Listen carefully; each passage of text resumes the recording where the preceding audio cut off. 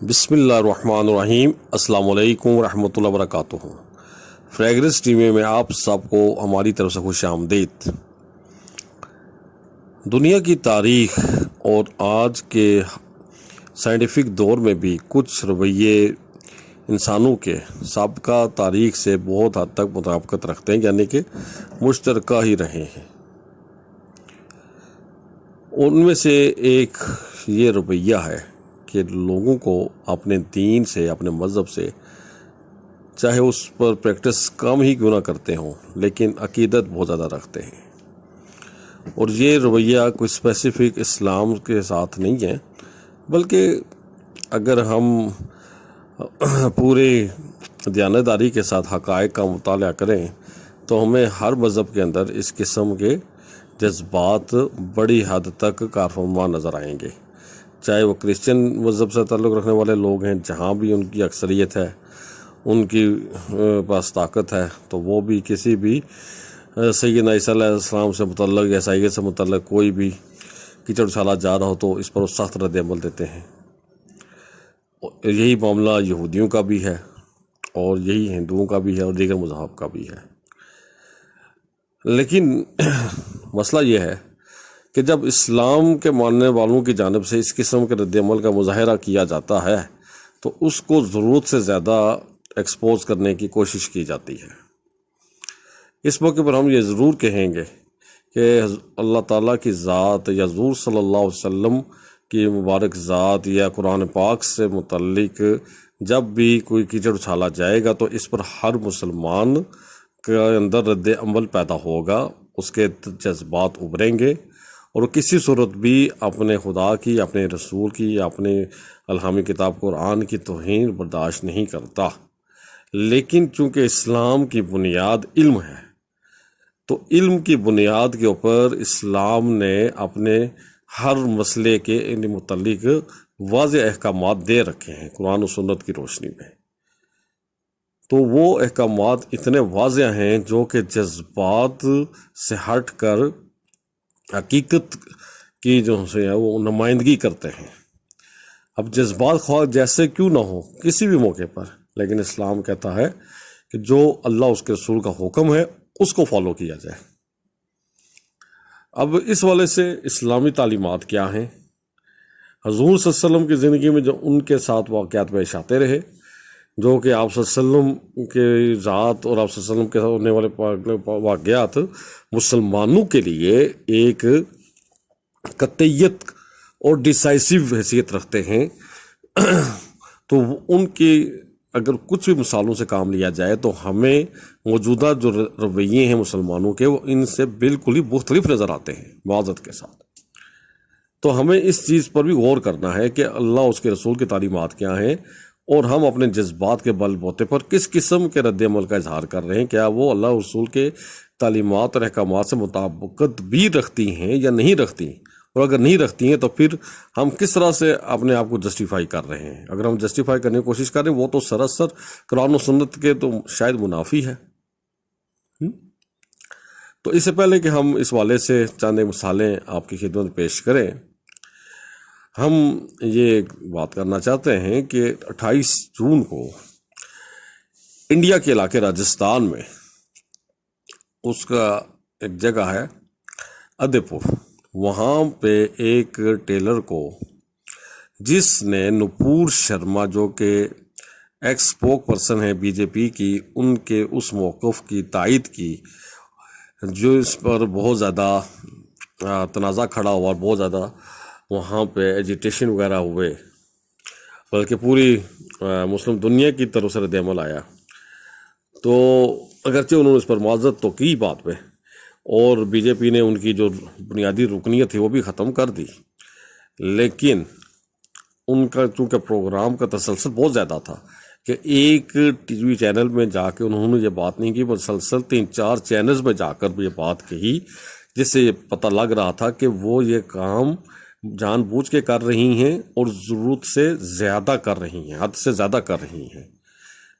تو لامالا ایک رد عمل تو پیدا ہونا تھا۔ تو ان کے اس موقف کو سپورٹ کرتے ہوئے اس نے ان کے حق میں ایک پوسٹ شیئر کی۔ تو اس کی اس پوسٹ کے شیئر کرنے کے چند دنوں کے بعد دو نوجوان 28 جون کو آتے ہیں اس کی دکان پہ. ایک کا نام محمد ریاض ہے, دوسرے کا نام محمد غوث بتایا جاتا ہے, اور وہ اسے کپڑے دینے اور چیک اپنا ناپ لینے کی بہانہ کرتے ہوئے اور اس کے اوپر ٹوکے سے حملہ کر دیتے اور اس کی گردن کاٹ دیتے ہیں کہ بھائی, اور پھر اس کی ویڈیو بناتے ہیں اور ویڈیو بنا کر نعرے بھی لگاتے ہیں کہ گستاخ رسول کی سزا سرتن سے جدا, سرتن سے جدا, اور بھی جو کوئی ایسا کرے گا تو ہم اس کے ساتھ بھی یہی کریں گے. تو بات کہنے کے مطلب کرنے کا مقصد یہ ہے کہ اس قسم کا رد عمل دینا, جبکہ آپ مائنورٹی میں بھی ہوں ایک ملک میں, اور وہاں کے جو قوانین ہیں ان کو فالو کرنے میں آ کے آپ پابند بھی ہوں, تو پھر ہر قدم بہت سوچ سمجھ کر اٹھانا چاہیے. تو یہ تو ایک معاملہ ہوا. ہم سمجھتے ہیں کہ اگر آپ ادھر بھی ہوتے ہیں پاکستان کی جانب بھی, تو بھی ہمیں اپنے ہر جذبے کو, جو جذبے کی ہم بھی تائید کرتے ہیں, اور ہم بھی حضور صلی اللہ علیہ وآلہ وسلم کی ورغزات سے, قرآن سے, اللہ سے اتنی محبت کرتے ہیں جتنی آپ کرتے ہیں, اور ان پر جو کبھی نازیبا بات کوئی کرے گا, ناشائستہ بات کرے گا, تو ہمارے جذبات اسی طرح بڑھتے ہیں. لیکن ہم ہر قدم اٹھانے کے لیے قرآن و سنت سے بہترین رہنمائی اور روشنی کہیں سے بھی نہیں پا سکتے, چنانچہ وہیں سے روشنی پائیں گے. اور وہ تعلیمات کیا ہیں؟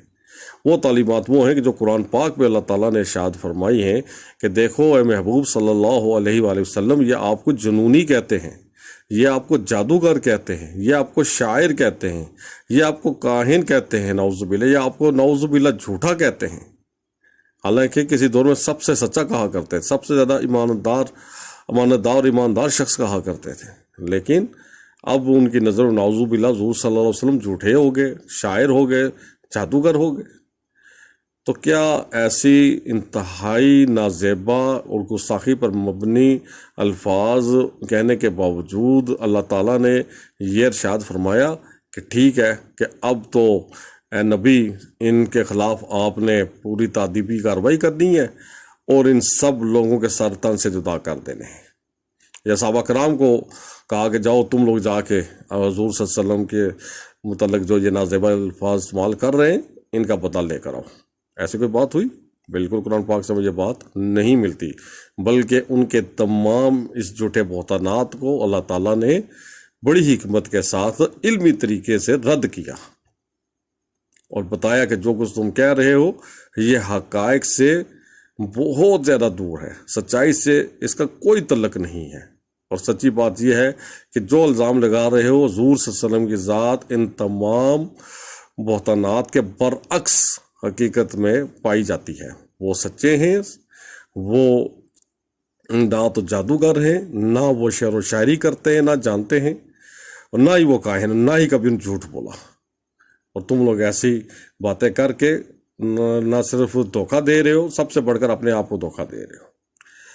تو اسی طرح سے حضور صلی اللہ علیہ وسلم کے متعلق آپ جانتے ہیں کہ جب آپ صلی اللہ علیہ وسلم طائف گئے دین کی تبلیغ کے سلسلے میں, تو واپسی پہ ان لوگوں نے, ان ظالموں نے آپ صلی اللہ علیہ وسلم پر بدمعاش نوجوان چھوڑ دیے جو آپ صلی اللہ علیہ وسلم کو پتھر مارتے تھے, اور آپ صلی اللہ علیہ وسلم کی ٹانگوں سے, ٹخنوں سے خون اتنا بہا کہ آپ صلی اللہ علیہ وسلم کے مبارک جوتے جو سے تھے لہلہان ہو گئے. لیکن آپ صلی اللہ علیہ وسلم اس موقع پہ بھی صبر ہی نہیں کیا, بلکہ ان لوگوں میں دعا کی. اللہ نے ملک جبل کو بھیجا, یعنی کہ پہاڑوں کے فرشتوں کو بھیجا کہ جاؤ میرے محبوب سے پوچھو کہ انہوں نے جو یہ حرکت کی اس کی ان کو کیا سزا دی جائے. اس نے کہا یا صلی اللہ علیہ وسلم ابھی آپ حکم کریں تو میں اس قوم کو, اس بستی کو ابھی ان دونوں پہاڑوں کے درمیان کچل دیتا ہوں. لیکن آپ صلی اللہ علیہ وسلم نے فرمایا نہیں, ہرگز نہیں. کیوں؟ کہ جانتے نہیں, یہ سمجھتے نہیں ہیں, تو لہٰذا ایسا نہیں کرنا. یہ نہیں مانیں گے, ہو سکتا ہے ان کی نسل میں سے کوئی مان جائے. تو وہی بات ہوئی. اسی طرح جو عورت آپ صلی اللہ علیہ وسلم کے اوپر روزانہ کوڑا پھینک دیا کرتی تھی, تو اس کے بیمار ہونے پر آپ صلی اللہ علیہ وسلم اس کی تیمارداری کے لیے چلے گئے۔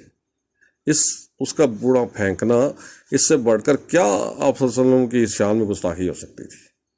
لیکن آپ صلی اللہ علیہ وسلم نے کیا رد عمل دیا اپنی تعلیمات کے ذریعے سے؟ کیا صحابہ کرام نے اس عورت کا سرطان سے جدا کر دیا تھا؟ ایسی کوئی بات نہیں، ٹھیک ہے۔ اور آپ لوگ یہ بھی جانتے ہیں کہ ابو جہل نے اور کچھ عتبہ شیبہ نے ایک دفعہ صلی اللہ علیہ وسلم جب کہ خانہ کعبہ کے پاس نماز پڑھ رہے تھے، سجدے میں گئے تو انہوں نے اونٹ کی اوجری گندی لا کے آپ صلی اللہ علیہ وسلم کی کمر پہ رکھ دی۔ اور اس کے علاوہ کتنے واقعات ہیں، آپ صلی اللہ علیہ وسلم کو گالیاں دی جا رہی ہیں اور کیا کچھ بد سے بدتر طریقے سے پیش آیا جا رہا ہے، لیکن آپ صلی اللہ علیہ وسلم صبر فرما رہے ہیں، نہیں کہہ رہے کہ اب دیکھو میں ان کا ساتھ کرتا کیا ہوں، اللہ کی مدد سے میں ان کو کچل کے رکھ دوں گا، ان کو ملیا بیٹھ کر کے رکھ دوں گا، ہرگز نہیں، بلکہ ہر چیز کا جواب صبر سے، حکمت سے اور علم سے دیا۔ یہ تعلیمات ہے نبی کریم صلی اللہ علیہ وسلم کی، یہ تعلیمات ہے قرآن کی۔ تو مسلمانوں ہمیں کیا ہو گیا ہے؟ ہم کیوں اپنے پیارے نبی کریم صلی اللہ علیہ وسلم کی محبت کا نام تو لیتے ہیں، نعرے تو لگاتے ہیں، لیکن آپ صلی اللہ علیہ وسلم کی تعلیمات سے اپنے آپ کو کیوں دور کیا ہوا ہے؟ تو آخر اس قسم کے رویوں کی جو ہم نے اختیار کر رکھے ہیں، قرآن و سنت کی روشنی میں کہاں ہمیں اس قسم کا کوئی ثبوت ملتا ہے؟ یہ کہاں کس حد تک جسٹیفائی کرتے ہیں؟ تو لہٰذا ہم یہی سمجھتے ہیں کہ اللہ تعالیٰ نے جیسے فرمایا کہ تم دوسروں کے جھوٹے خداؤں کو برا نہ کہو کہ وہ تمہارے سچے خدا کو برا کہیں۔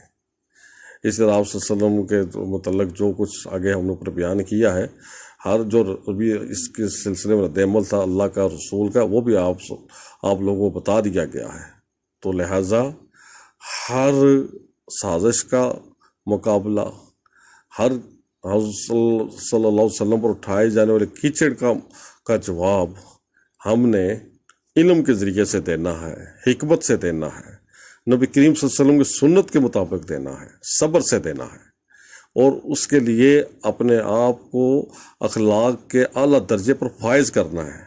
وہ اخلاق کا اعلیٰ درجہ جس کی آپ صلی اللہ علیہ وسلم نے خود بھی عملی تصویر پیش کی اور خود کو صحابہ کرام کو بھی اس کی تعلیم دی، اور یہ تعلیم ان کی ہمارے لیے ہے قیامت تک کے ہر مسلمان کے لیے۔ تو اس اخلاق کو ہم نے اپنانا ہے۔ تو جب تک ہم اس اخلاق کے رسول صلی اللہ علیہ وسلم کو نہیں اپنائیں گے تو ہمارے اکثر رویے قرآن و سنت کے تعلیمات سے خالی ہوں گے، اور اس کا نتیجہ کسی صورت میں بھی اچھا نہیں نکلے گا، کیونکہ اللہ تعالیٰ کی تائید اپنے نبی کریم صلی اللہ علیہ وسلم کی سنت کے ساتھ ہے، نہ کہ سنت کے بغیر والے عمل کے ساتھ۔ تو اس لیے ہر چیز کا جواب ہم نے جو دینا ہے وہ ہم نے بتا دیا، اور اس کے ساتھ ساتھ اپنی صفوں میں اتفاق اور اتحاد پیدا کرنا ہے، اور فرقہ واریت کو جڑ سے ختم کرنا ہے، اور غیر مسلموں کو ہم نے اس دین اسلام کو ایسے محبت والا دین اور امن والا دین کی حیثیت سے پیش کرنا ہے، جو کہ اسلام کی اصل روح ہے۔ امن، سچائی اور محبت، یہ اسلام کی روح ہے۔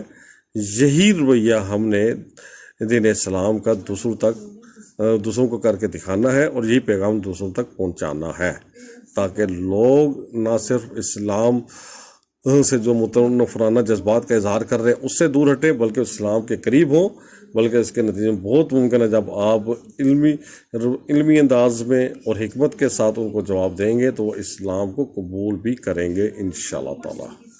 تو اللہ تعالیٰ ہمیں سمجھ اور فہم عطا فرمائے، اور ہمیں اپنی اصلاح کی توفیق عطا فرمائے۔ انہی الفاظ میں آپ سے اجازت چاہتے ہیں۔ چینل کو سبسکرائب کیجئے، ویڈیو کو لائک کیجئے، اپنے احباب کے ساتھ شیئر کیجئے، گھنٹی کو دبائیے گا۔ والسلام علیکم ورحمۃ اللہ وبرکاتہ۔